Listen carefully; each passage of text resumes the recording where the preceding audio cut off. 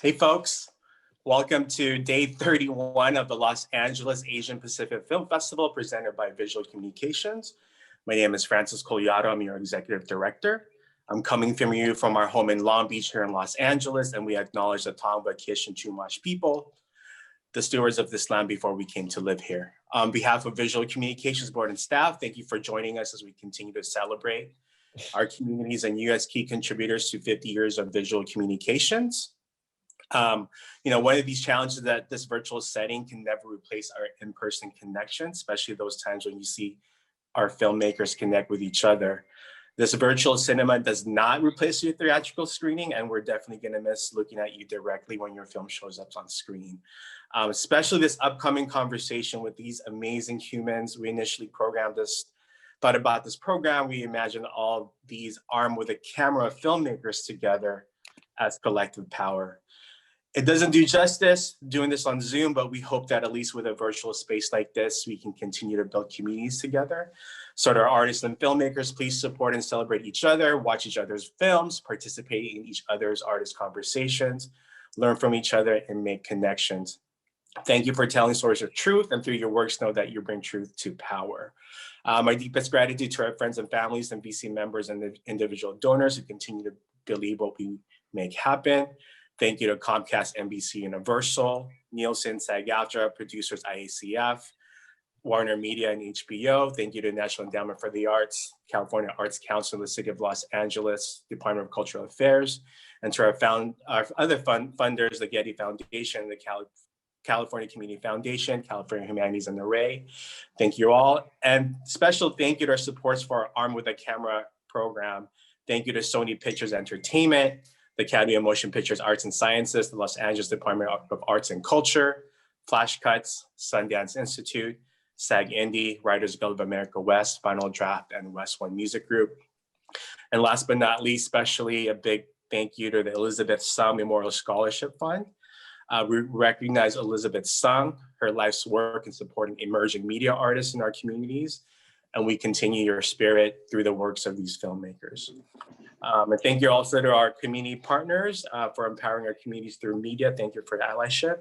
And to our VC staff, thank you for your passion to create our communities during this time. Folks, I'd like to introduce you to our hosts and moderators of this panel. Milton Liu is a writer, director, producer for works such as Lucky Grandma and Awesome Asian Bad Guys. An independent filmmaker, Ann Kaneko is known for her personal films that weave her poetic aesthetic with the complex intricacies of political reality, often involving subjects in other parts of the world, and probes the intersection where power impacts the personal. She's also teaches in media studies in several universities around. And more importantly, both Ann and Milton have been instrumental in our Armed with a Camera programs, spanning at least the last decade or so. So folks, please welcome Ann and Milton. Thank you, Francis. My name's Ann Kaneko, and I am zooming in from Los Angeles, Tongva land. My pronouns are she, and herself, and I'll pass it to Milton. Hi, I'm Milton Liu, and I'm coming in from Silver Lake, Los Angeles. He, him, his. If you would like to read the closed captions, we're dropping a link in the chat now, so you can do that, and then click on that and it will bring you to a new window that will open up the audio transcript for those of you who need it. Just some notes about the program. This program carries a legacy founded 19 years ago in Visual Communications Armed with a Camera Fellowship Program.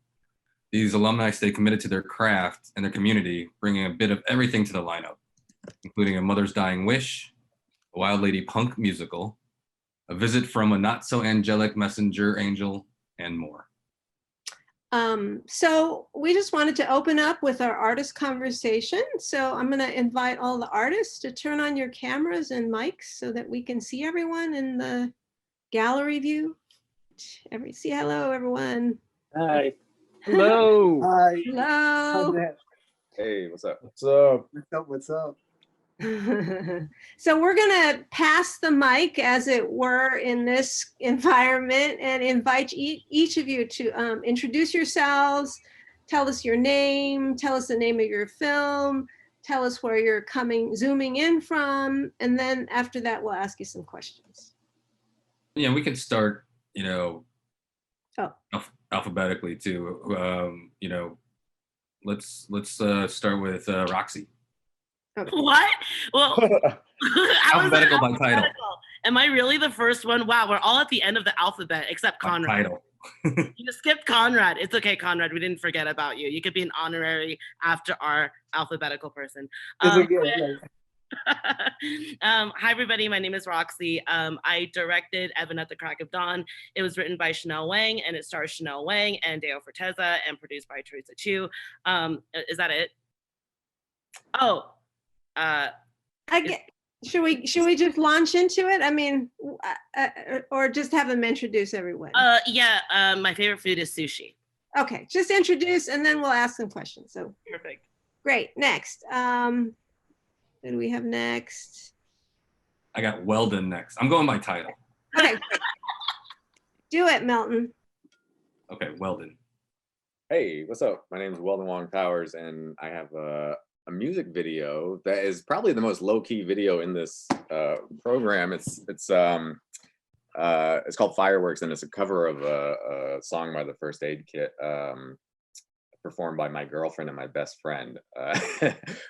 So we went to Griffith Park, we shot in the woods, and it's a music video. And then what was the other information we're supposed to say? That's good. We'll get back to you guys and talk about like the genesis of it. But next, let's have Stanley. Hi, my name is Stanley. I had the movie Godzilla Party. It was directed by me and Travis Ashkenazi, who's an attendee, but I guess we'll figure that out later. And I don't know. My favorite food is steak. Yeah, that's it. I guess I'm done. Next, Yoko. Hi, I am Yoko Okamura. I wrote and directed the film Lexical Gap, which is a musical about the purity myth, and I'm in Silver Lake. Great, Ray. Okay, hi, I am Raymond Lai. I wrote and directed Logan Lee and the Rise of the Purple Dawn, which is a Asian American sci-fi coming of age stoner comedy. And it's I am also calling in from Silver Lake. We are a whole bunch of neighbors, just slightly separated. And I think that's it. Yeah. Raj. Hi, my name is Raj Thakurati, and I'm a Nepali filmmaker based in LA. My film here today is Love in the Rain, which I'm excited about being here. Thank you so much for having me. My favorite food is probably dumplings. Thank you. And Angela is, oh, wait, we don't have her here, I guess. Okay, so we're moving on. Conrad, last but not least. No, we got one more after Conrad. Oh, sorry. Oh, that's right. I'm Conrad Lihi. I'm zooming in. Oh, my film is The Mainland, and I'm zooming in from Los Angeles, North Hollywood. And my favorite food is Hawaiian food. Is that cliche? We'll go Roxy started. My name is Ted Chung. I wrote and directed the film Together. I'm zooming in from Koreatown, Los Angeles. Great, awesome, everybody.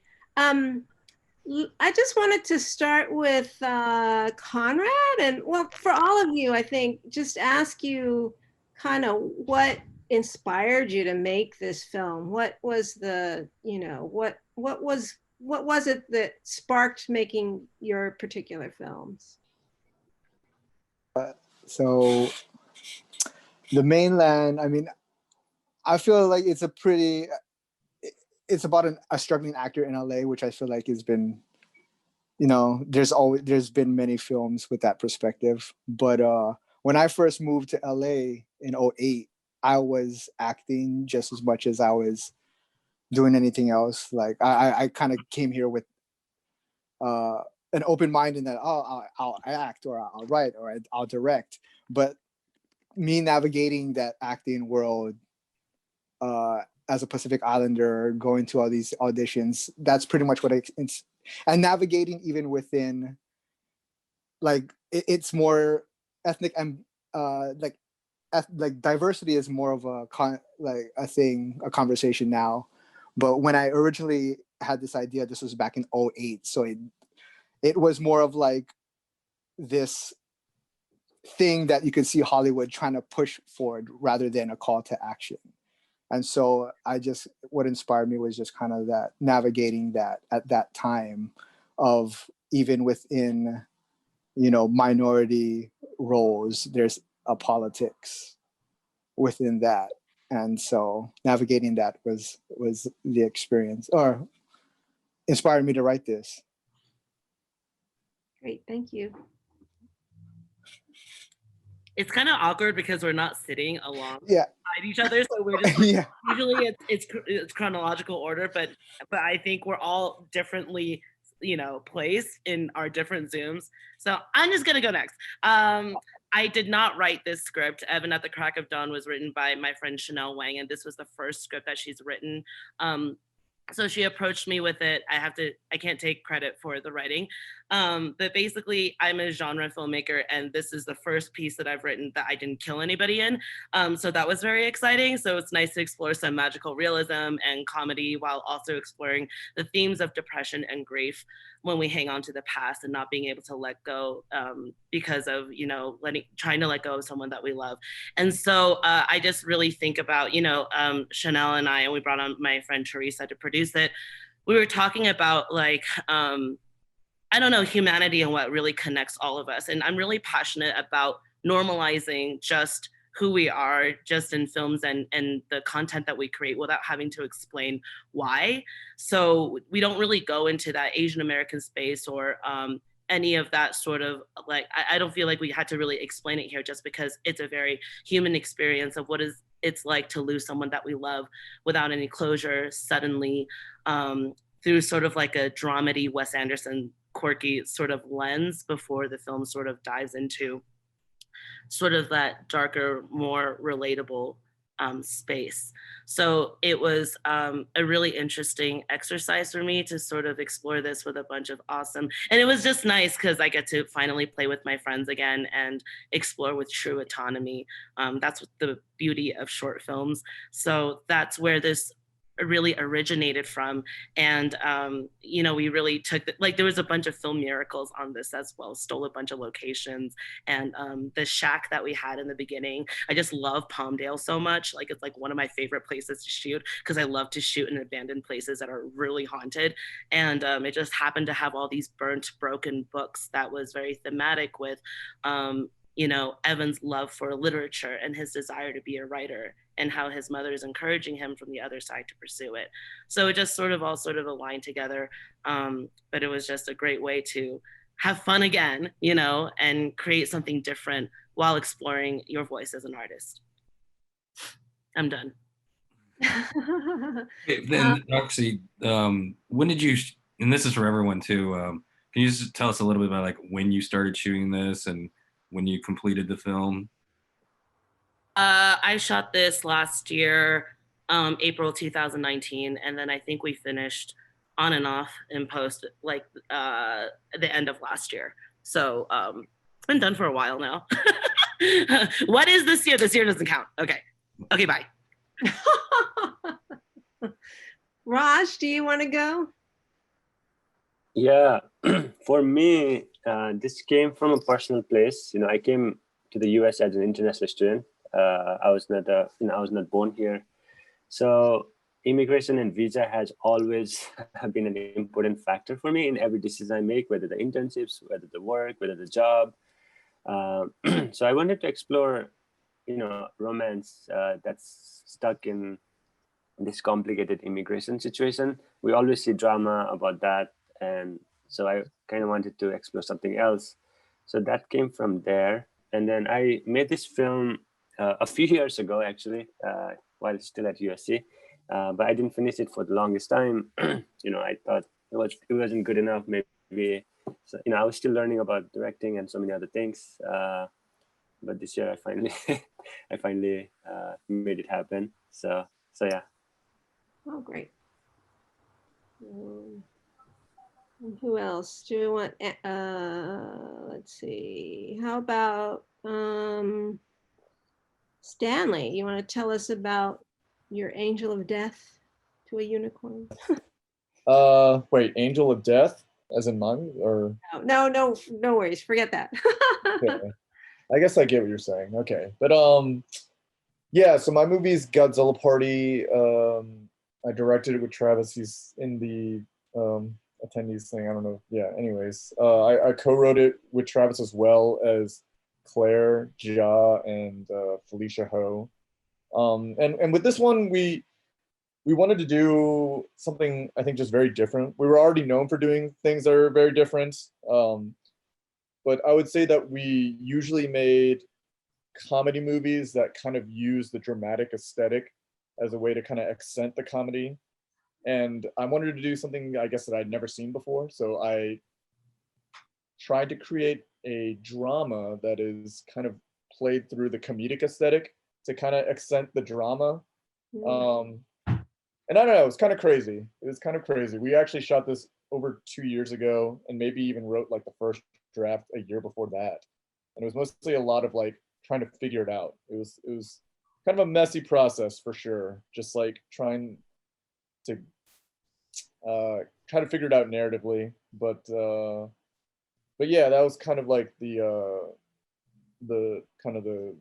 germ of an idea that I had coming up with it, is trying to kind of show the contrast and play with audience expectations to kind of have like a genre experiments. And yeah, I don't know. I guess that's it for now. Well, I'm curious. Can you talk about your production timeline a little bit? Just because. Okay. We shot in like November of 2018.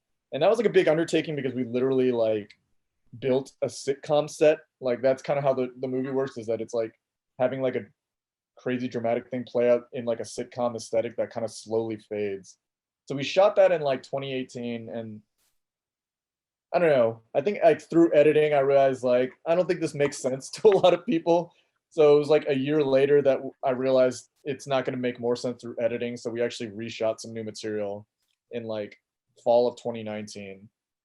And then I kind of finished it, but then the pandemic happened, and I even had like a further kind of like further edited it down and kind of created the version that is kind of played now. And so that only finished maybe like in June of this year. So it was a long timeline, to say the least. Great. And then who else do we have here? We've got Ray. You want to talk about your film, your crazy film a little bit?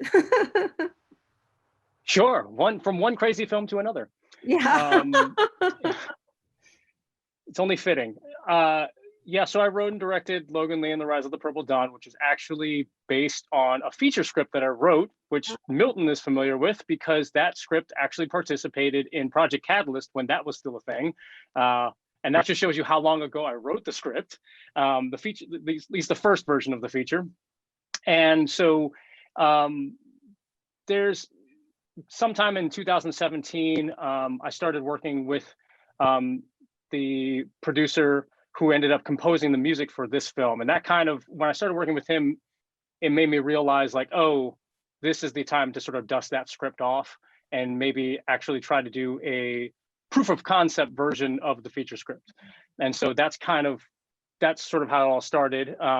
And I filmed also in 2018, November 2018, just like Stanley. So I feel you on the timeline. Like it was, and we had a lot of problems in editorial as well. I'd say, I wouldn't say problems, but there was definitely some problem solving that had to be done.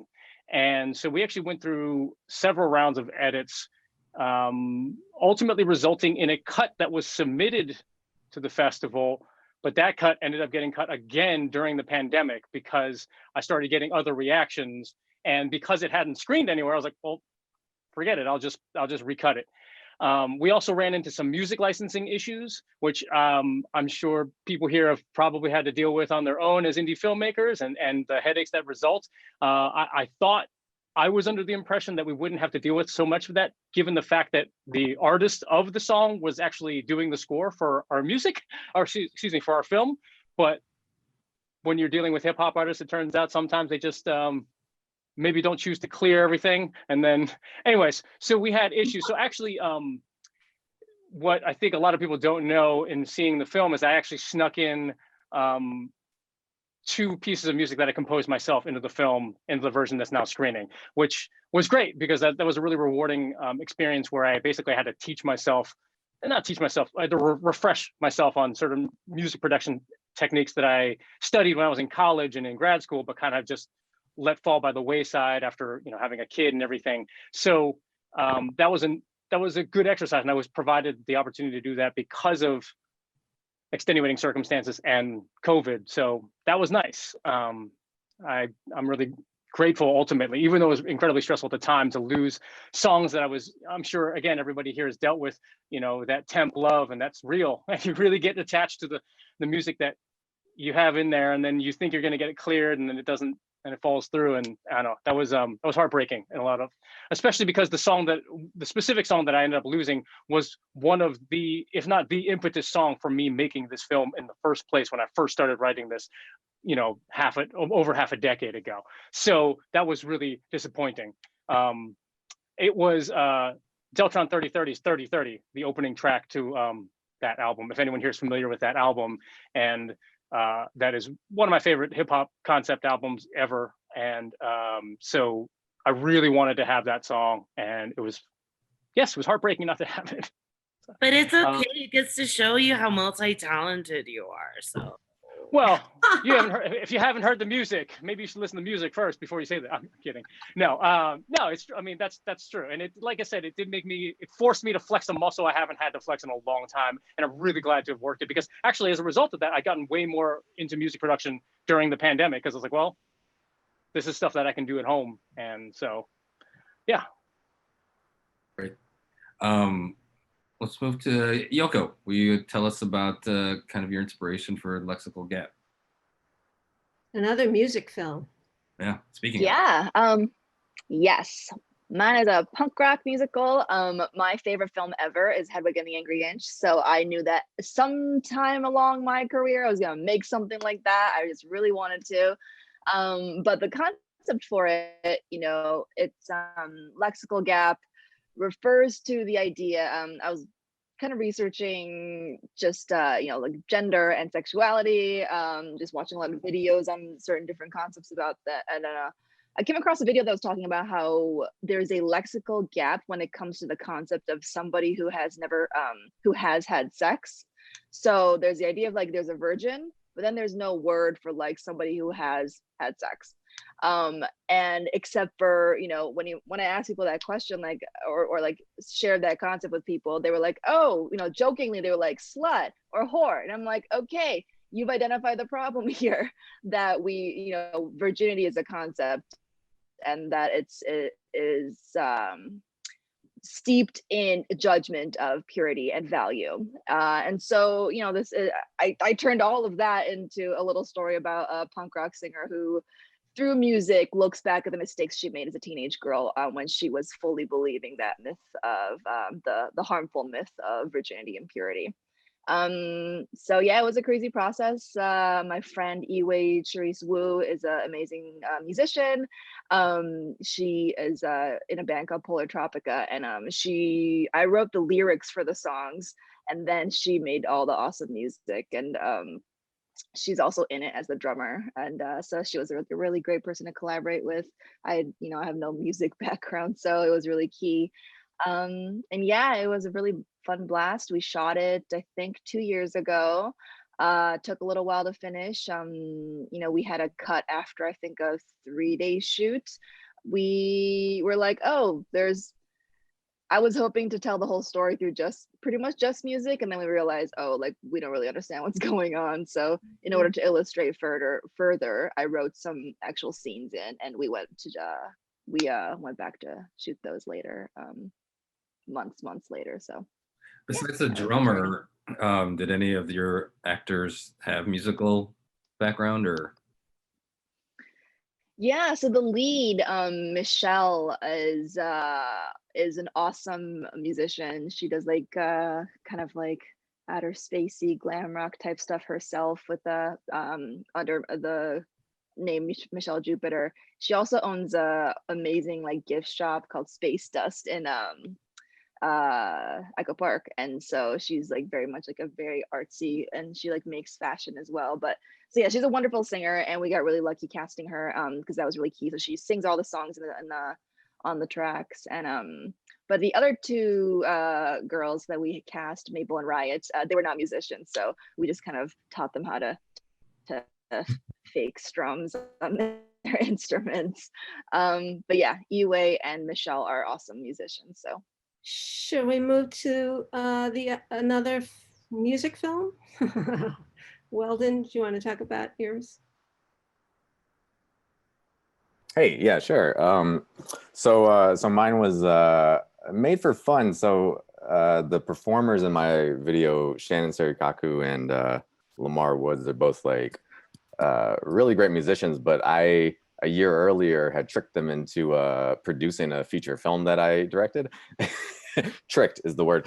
So we were like coming off of this like kind of very stressful like sort of first feature where we self-distributed and did all that, and they're both just musically creative, so we just wanted to kind of like do something for fun. So we went up to Griffith Park, and it's like the space in Griffith Park that I really like because it doesn't look like the rest of it. So it's like kind of woodsy and doesn't really feel, it's called Cedar Grove. So we just kind of went up with my buddy Danny Arona, who's originally from the OC. And yeah, we just blocked it out and played, and we did a lot of takes. And I think, just so you know, we chose the song based on like sort of like an intersectional taste of, hey, we love this. We love this band, First Aid Kit. We love this song because of what it's about. It's about an ex-lover, but it's also about like repeating, I guess, patterns in life and choosing to do that, even though logically you don't, the better answer, but you're emotionally choosing the same sort of pattern. Anyways, that's their song. I didn't make that shit up. So we just shot the fucking video and and then yeah, that's it. We shot in October, and it took me a while to edit it. We wanted to do this like 2-1 thing just to experiment with the form of it, which I like. I mean, like we're interested in like the idea of like kind of passive and moving frames and like playing those, which doesn't really have anything to do with the song, but we just wanted to play with those. Yeah. Did you shoot this during COVID? We shot it right. No, we shot it in October of 2019, so it was a few months before. Okay. And then I just got busy with other stuff, and it was like a back burner edit, and it was like one of those things that takes like a day to finish, but it took me months. Right. And then let's hear last but not least, Ted. So I did the film together. So I'm actually an instructor at a film school, and I teach a beginning filmmaking course.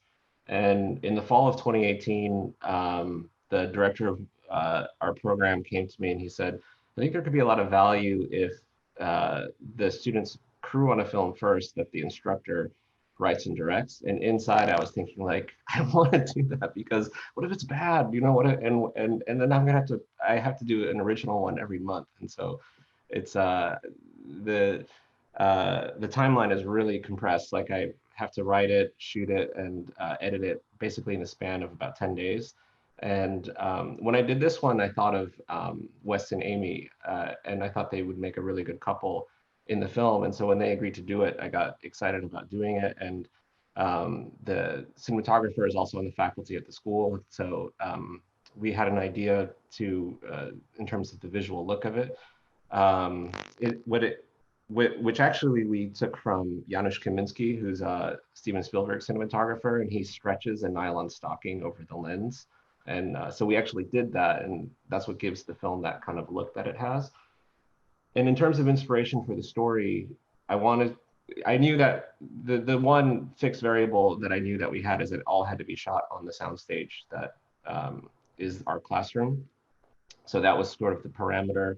I knew I had these two actors, and I wanted to do something that was very suspenseful, something that had a lot of tension in it. And I actually, when I started writing it, I didn't know it was going to be a supernatural themed kind of story, but that's just kind of where it went. That's where it ended up going in the writing process.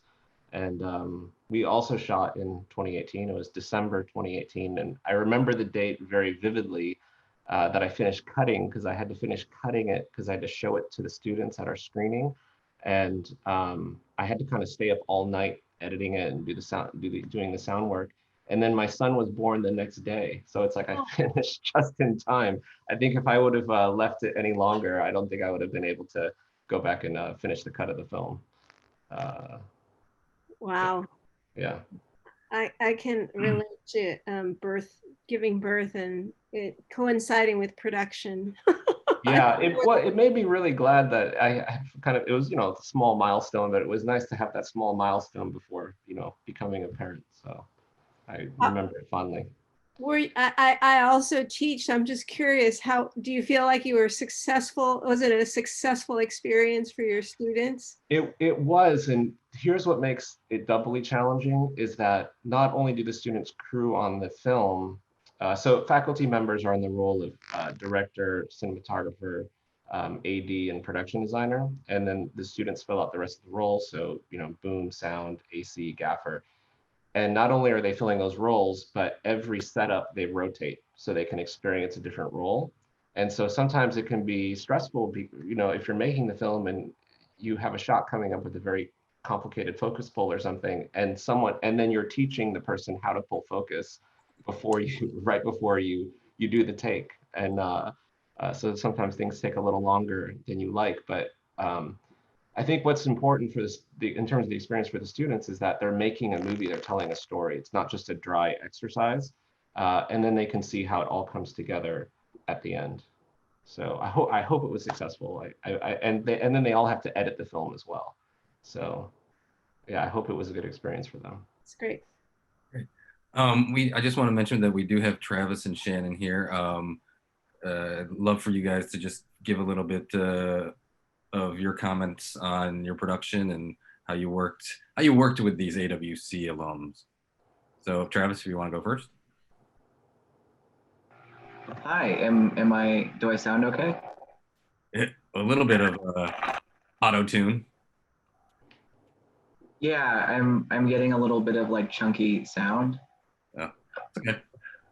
Okay, yeah, so I've been making stuff with Stanley for a while now, and he approached me with this idea based on some real life experiences that he had.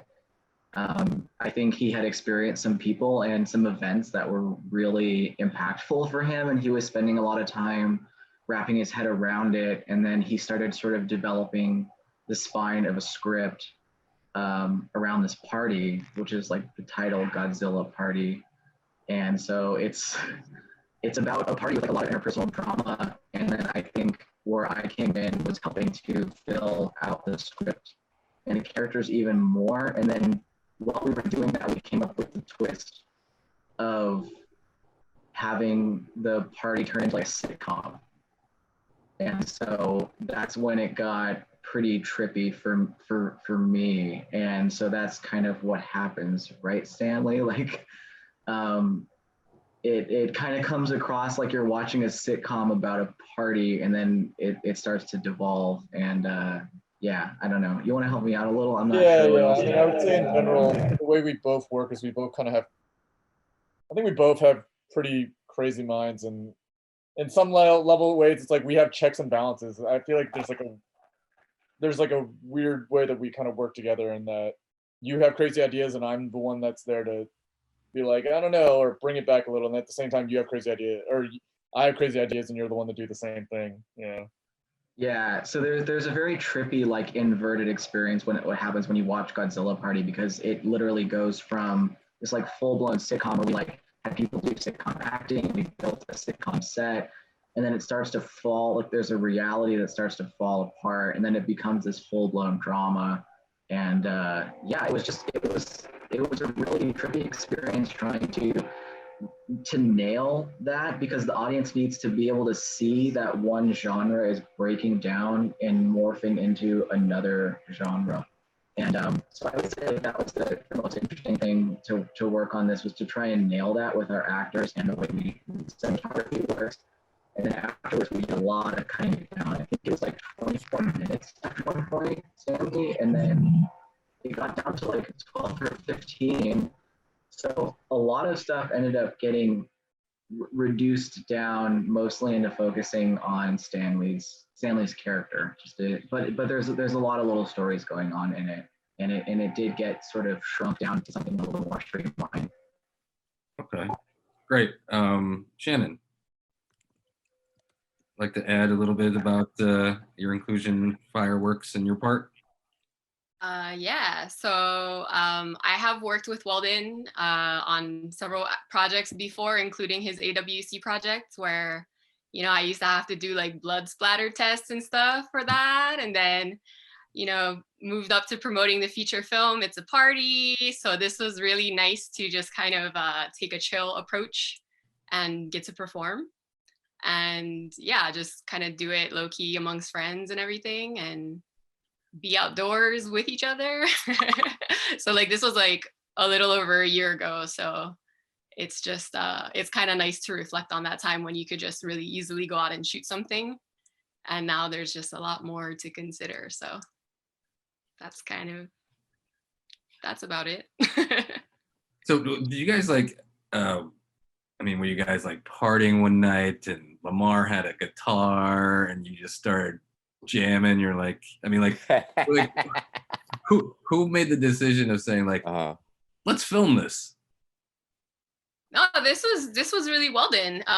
He wanted to do something and work with us both musically. So he took the initiative to bring us together, and he was like, hey, like, Lamar, I know you play guitar, Shannon, I know you sing, like, I want to do something, and let's go be in nature. So he really kind of just envisioned the whole thing for all of us and brought us on board to do it.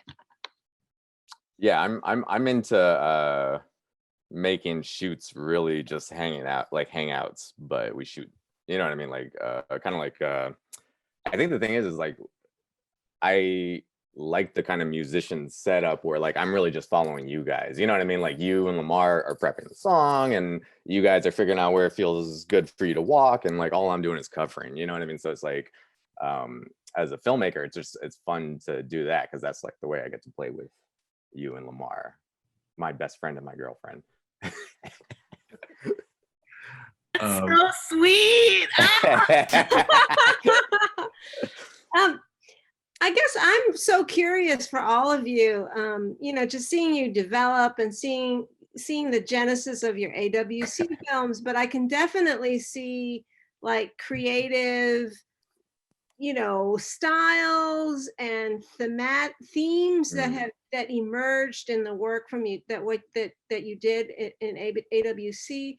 And I just wonder if you could all talk about, you know, how that experience in AWC has connected to what you're doing now, and maybe specifically in the films that we've seen in this program. But I feel like there were lots of things that maybe in retrospect you were thinking about and chewing on, and now as you've matured, it's like those things have really developed. So who wants to start? I'll start with Conrad.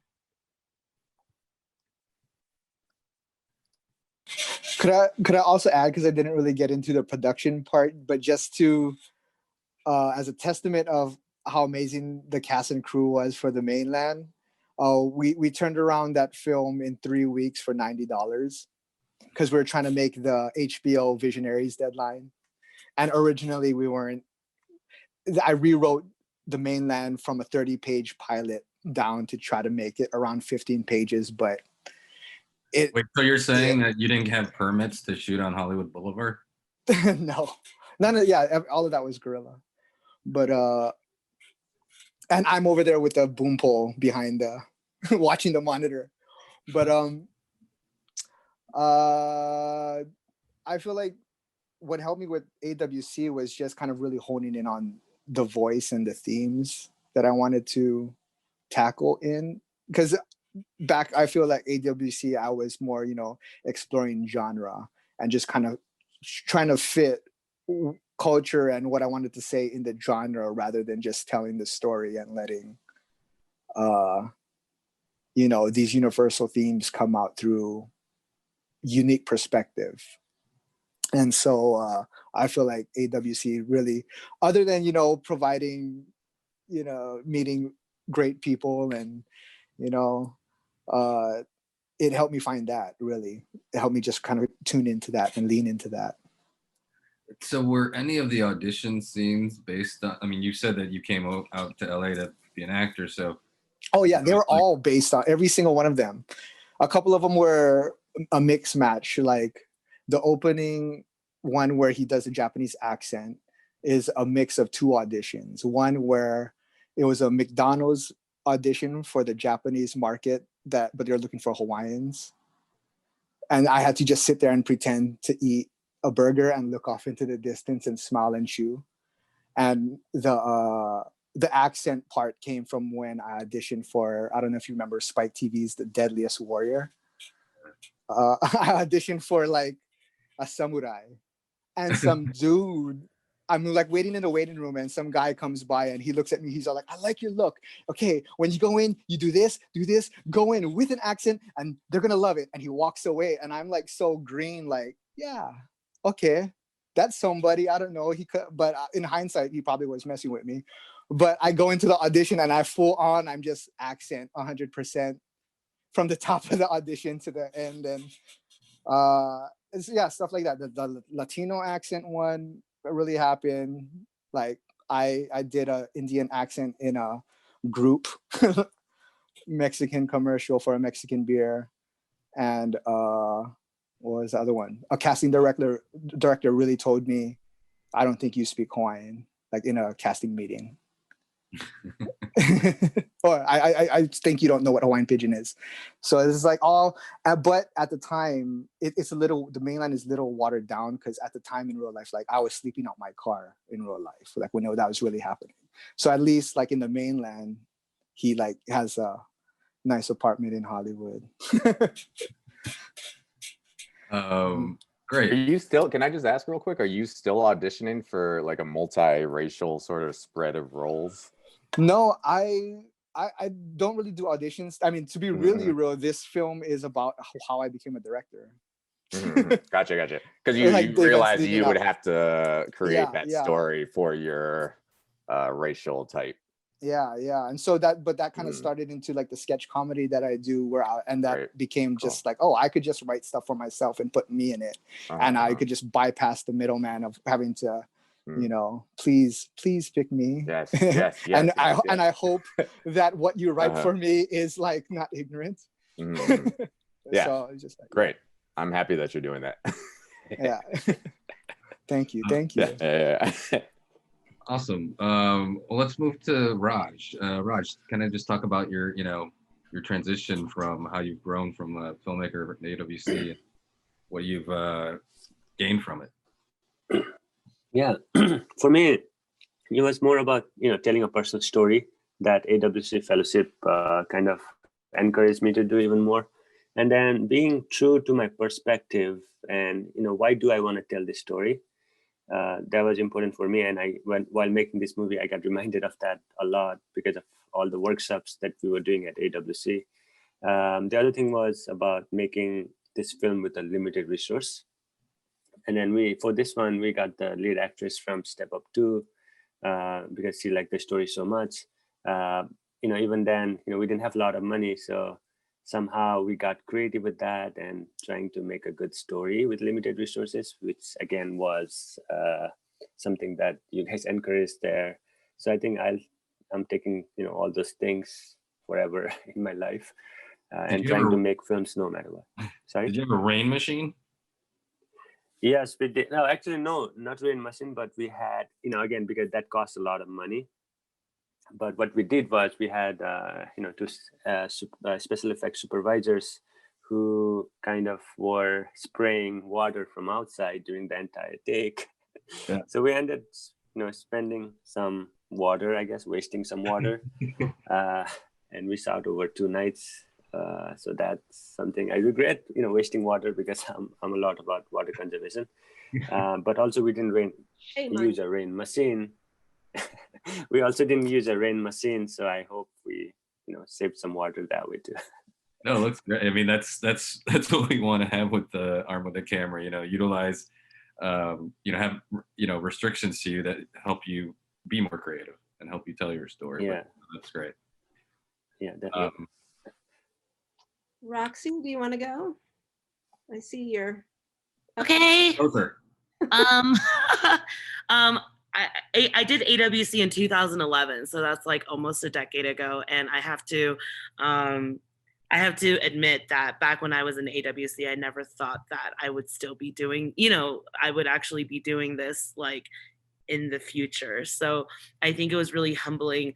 What AWC taught me was that, I'm so fucking twisted, and like, my script was so twisted, and like, but VC saw something in me, and I think that was very humbling for me, because I never got accepted anywhere before that. So like, and having Anne's mentorship, like helping me cultivate and refine my vision, and like, I've been advising AWC to all young, Asian American, emerging filmmakers whenever I meet them, because it has done so much for me, just to help me understand that even though I still have imposter syndrome, I still, suffer from, not feeling like I can't take up space. Like, it's really helped me understand that I have that I have full permission to, just for being me. And that I still have such a tight connection with VC, and like Milton and Anne, Isil, Francis, like everyone here at the VC family, that really resources and connections go a fucking long ass way. Like, to have like a backbone of support, like it's so hard to do it all on your own, like when you're trying to make your own content. So it's been, like, I think it's been really the start of my journey. So I really feel incredibly, in debt to the AWC program, and I love how it's grown, and I love to see everyone's here who's still like repping and like doing their thing and fighting to, just so that we're seen. It's really freaking incredible, and like it sparks a seed for, I don't know, like someone like me who felt like I never could do it, So it's like, yeah, love, so great. Can't wait to see where it goes, and to see all the emerging filmmakers that continue to be represented through this program. So if anybody who's watching is considering applying, I highly recommend it. It just sucks this year that everything's visual, so everyone's sort of like, recalibrating to make it all work. So huge props to everybody here on the VC team, just making it all happen. So I really appreciate you guys. Love you all. Oh, thank you. Speaking of one of the first Arm with the Camera alums, let's go to Ted. Yeah, I go all the way back to 2005, my Arm with the Camera year. But I learned so much from that experience. I distinctly remember that like maybe a month or so after I'd finished the film and screened it, I suddenly had an idea of, oh, this is how I should have done the ending. And I kept kind of a journal at the time, and I drew out all the storyboards of the way I would have done it. And just in that experience, it taught me so much about filmmaking. So it was the experience of making the film, even though I didn't feel it was like fully successful, was maybe the most important film I've made in terms of teaching me how to tell a story visually. And it's funny that I haven't thought about it until just now, getting that question, but the film that I made that is in this program is probably the most connected and most related to the film I made in Armed with the Camera in terms of thematically. The film I made for Armed with the Camera was took place like 10 minutes before a wedding, and then this film was about a proposal. So I don't know, maybe when like the fire is put under me and I have to make a movie, that's the well I go back to, is maybe that subject matter and trying to do something suspenseful with that topic. And I also, you know, visual communications, the festival and its programs have really been a home for me as well.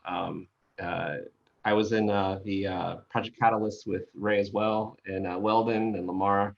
That was back in 2012. So it's, again, it's really great to see how it really threads through our lives, right? That we start in it when we're really young, we come back to it, we go out and do our own thing, and it's just amazing to see this continuity over this amount of time. So it's just been such a bedrock for me, a home. So Yeah, I love like really accepting the idea that we're like flowing through life and accepting that like this is the life that we're living right now, and this yeah, is the waves that we're doing, and not thinking that there's like a future that's like, you know, it's like, oh, when I become that guy, you know what I mean? But it's right. like accepting that this is it, and so it's good Yeah, to see you. Yeah. yeah, Yeah, I mean, it's community. That's what I appreciate about Arm of the Camera so much. Let's go to Yoko next. You know, besides talking about your experience from Arm of the Camera and how it might have helped you grow as a filmmaker, you know, what would you tell other young filmmakers embarking on this path as well? So yeah, I did Armed with the Camera, I think right after I graduated from AFI. And I loved Armed with the Camera because I came out of a very structured, really intensive, like, program that had a lot of rules about narrative and all wonderful things to have learned. But like, you know, my AWC film was like a slam poetry piece that was like split screened and, you know, one shot, and it was like me being like, I want to just do something that, you know, doesn't have rules. And it was but still I look back at it and like thematically, like it, and then just aesthetically, it was absolutely still kind of in line with who I still am. You know, lots of colors, and that one was, you know, through the perspective, like a slam poetry piece, through the perspective of like a porn performer who's talking about Asian fetishization. So, you know, it's always about sex and it's always about being a woman, and always with a ton of colors. So, but yeah, you know, as far as any thoughts and advice for people, filmmakers who are starting out, I mean, I think a part of why AWC was great is, again, it just encourages you to create, right? And be resourceful, and to just hone who you are as a filmmaker with the action of making films.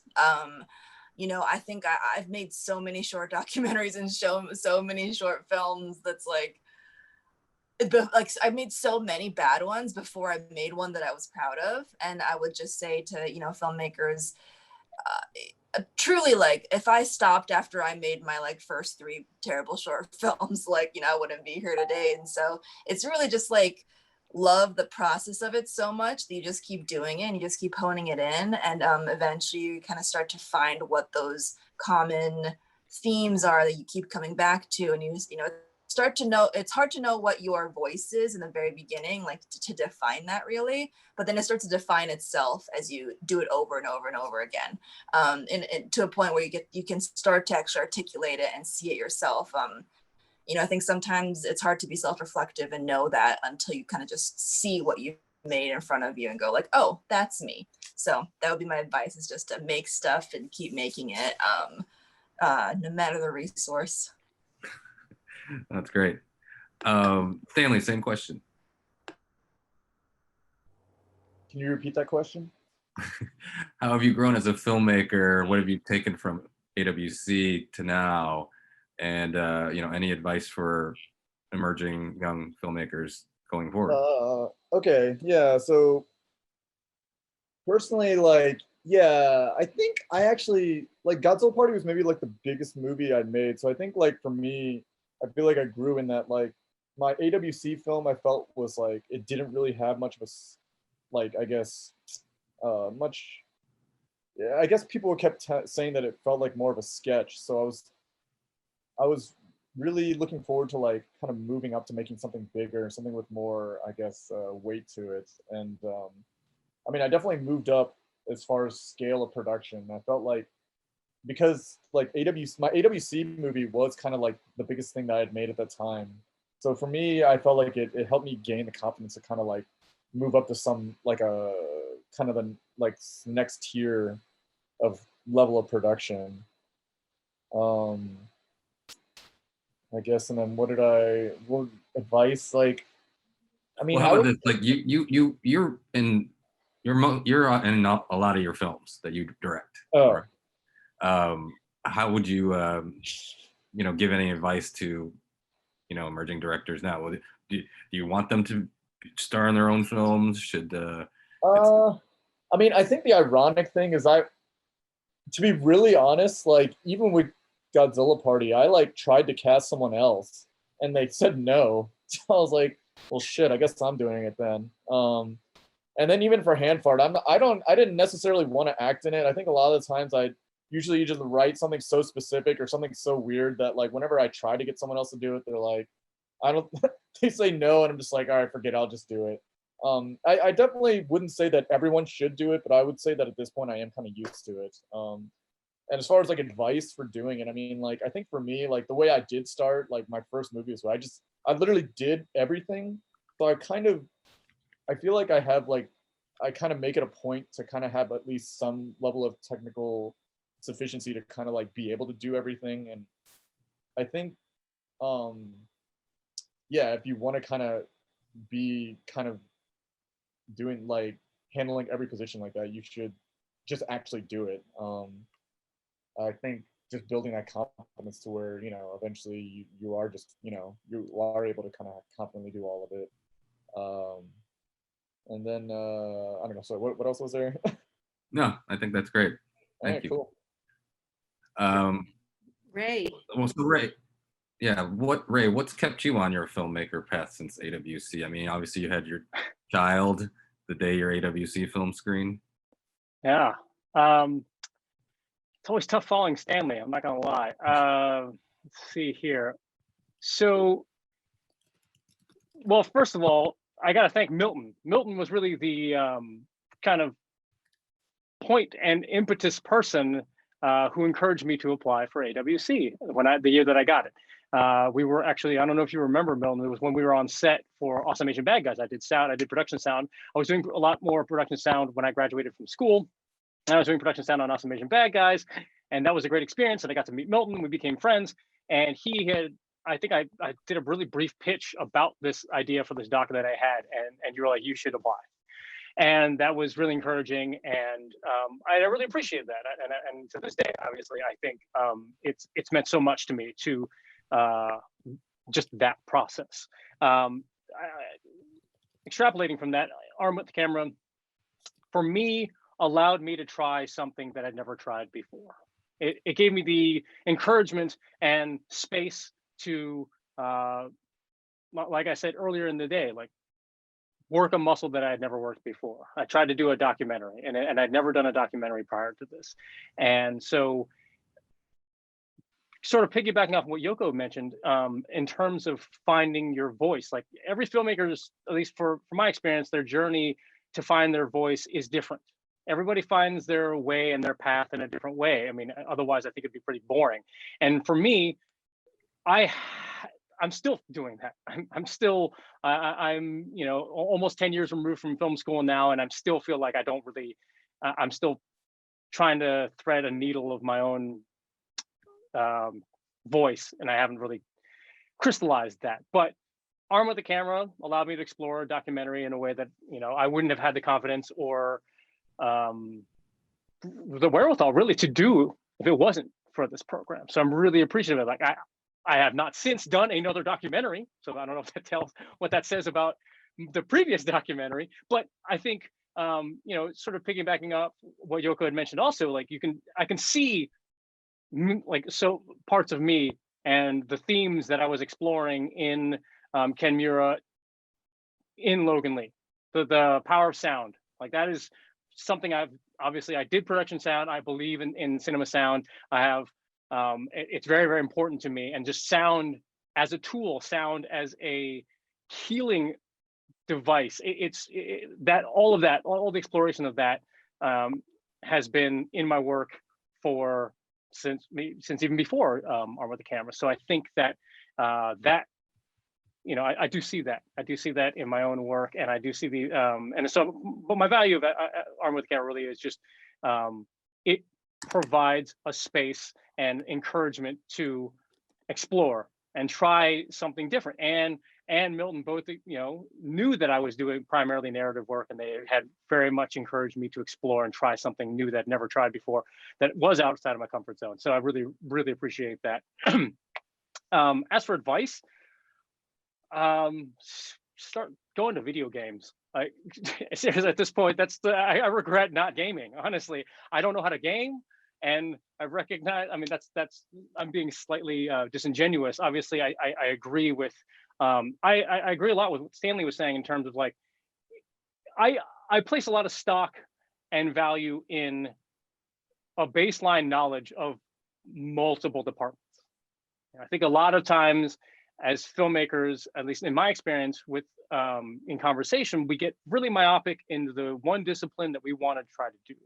And that's great, because you should be passionate and dedicated to what you want to explore. But I think it can potentially be detrimental to you as an artist to discount other departments that you may spark to even more. You just never knew because you're so fixated on being a writer, or you're so fixated on being a producer or whatnot. So I do think there's a lot of value in that, because and I think going through certain film school programs forces you to do that. And I think that's a good thing, because I think a lot of people have a preconceived notion as to what they want to do, and that's not necessarily always their strong suit, because they've never experienced other jobs or other departments. So explore. Yes, Walden, exactly. And explore, but get in the games, get into AR, VR, do all that, because I don't know. I just want to say that something that, this is like a little personal share, but something that Shannon and I do is like, we literally just watch video game reels on YouTube. Like we'll like set it up on our TV and just watch like the narrative cuts of just the video games in there. And like there's some amazing things that they're doing that like we just don't even think about in film.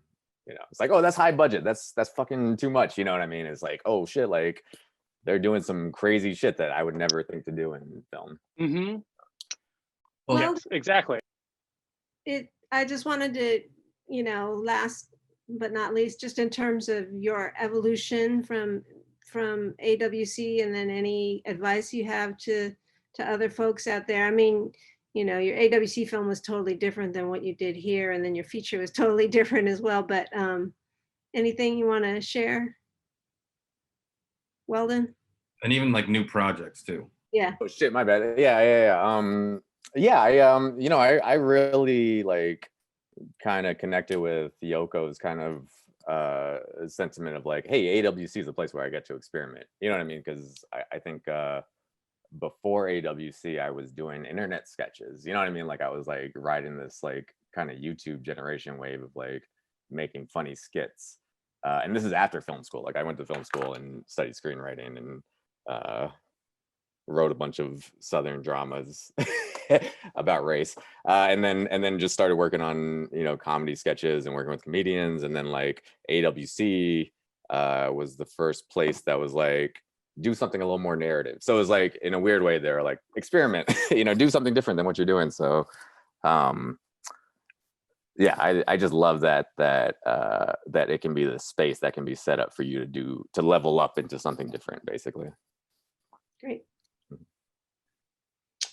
Anybody else want to talk about what's next, what's happening if this film that you're doing has got more legs, or what else, what other new projects are you working on? Just feel free. I'm trying to shoot something next weekend, which in the pandemic is crazy. So we'll see how that goes.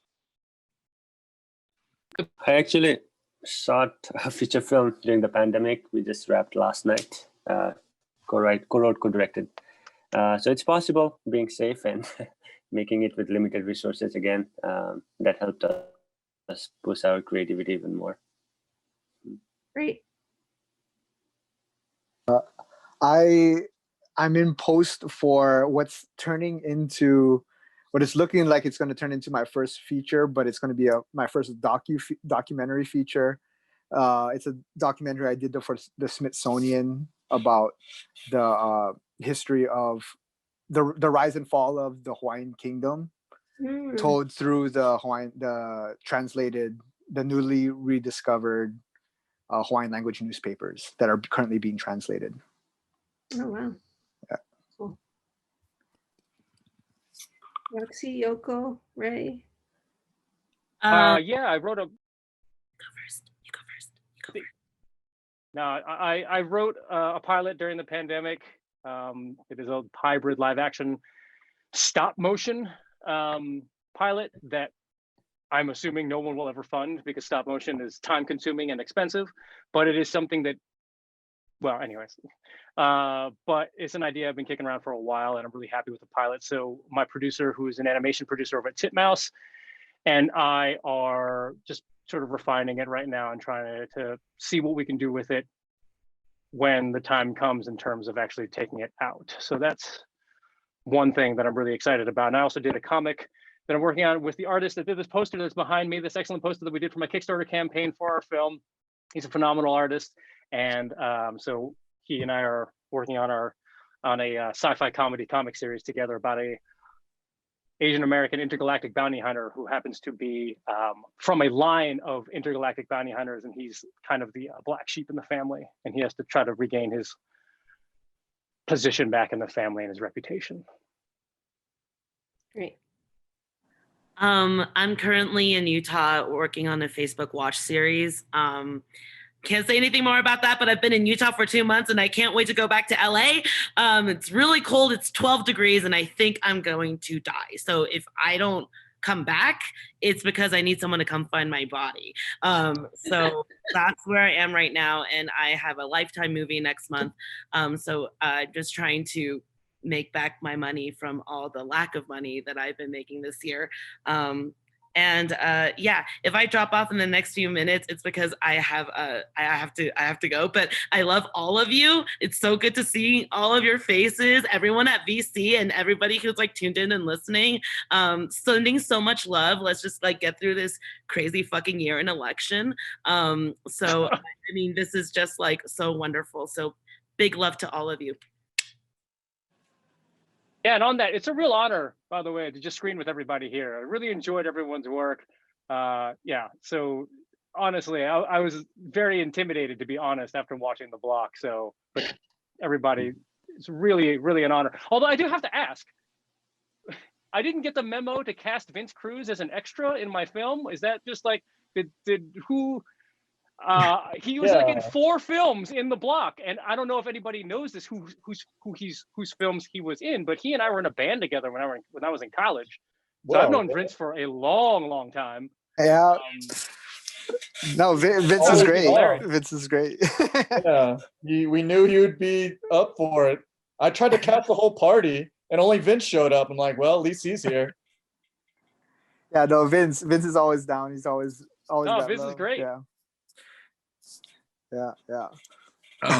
Well, I really want to, just reiterate what everyone said. Like, it's just really amazing to, get to connect with you guys. I mean, unfortunately, it's virtually, but like, even so, just, to work with you guys and help support your films. And again, like what you guys were talking about, Armed with the Camera, allowing you to experiment. So I really want to thank you guys. And, we look forward to what your work going forward. So I just wanted to mention for all of you out there, if you still haven't watched the whole program, it's still going to be up until Sunday night. So please watch, and please also consider donating to Visual Communications. We really would appreciate that, and especially with the Elizabeth Sung scholarship that supports emerging artists.